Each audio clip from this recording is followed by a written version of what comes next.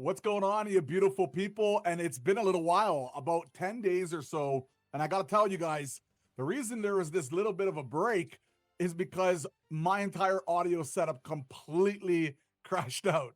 So I said, I'm going to go and I'm going to upgrade. And I just straight up built my own little mini cubicle studio here.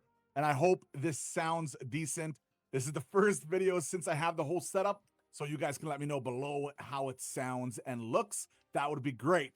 So for this video specifically, we're going to be talking about 3 questions on what I think are real important in training camp.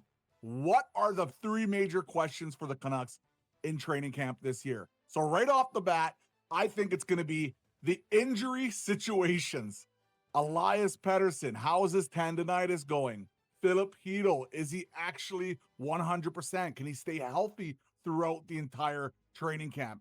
Can Thatcher Demko look good during training camp and actually look solid and steady and have no issues whatsoever? Because he did end the season on a little bit of an injury, but again, everybody says right now that they are fine injury-wise, but I want to clearly just see it. And also Evander Kane, he was injured all last year. He played in the playoffs. He looked fine, but apparently even he said he wasn't 100%, and hopefully now he is 100% leading up with a full training camp under the way. I think it's going to be great. So injuries is the #1 thing. Next up, young players. Which young guys are looking to make the roster? For example, there's Linus Karlsson. That's going to be an interesting one, but honestly, I think he's pretty much a lock. He was so good for Abbotsford. And I feel like this is one of the names that just, he's going to be on the roster. One way or another, he's going to be on the roster. So this is a kind of maybe a long shot of him missing the roster more than anything. There's also guys like Max Sasson, who has a shot, a really good speedy winger / center. The big name is going to be Tom Willander. Is he going to be on that right side on the Canucks, on the main team? I know it's a problem with the whole waiver situation with other players on the team. So is he actually going to be able to make this team straight out of training camp? It's going to be interesting to see how his development was in the offseason and if he's going to earn that spot, because I'm really hoping for. He's one of our top prospects on the team. Atu Ratu is going to be most likely on this team. He's kind of a lock now on that 3rd or 4th line center position. And then we have another big name in Lekkerimaki. Is he going to go out and show that he is already an NHL player, or is he going to need some more time to flourish down in the AHL? A sniper, really good, solid young player. And there's also guys like Archie Baines. Like, there's a ton of names that can make this team. So the young guys would be my second major question for training camp. Next up, the whole second line center situation. Guys, we've been talking about it for a long time. So right off the bat, is it going to be someone we're going to be trading for, like a Mason McTavish? He's still out there. He's still available technically. They're saying they're not going to trade him. Same with a guy like Jared McCann, for example. They're saying they're not going to trade him.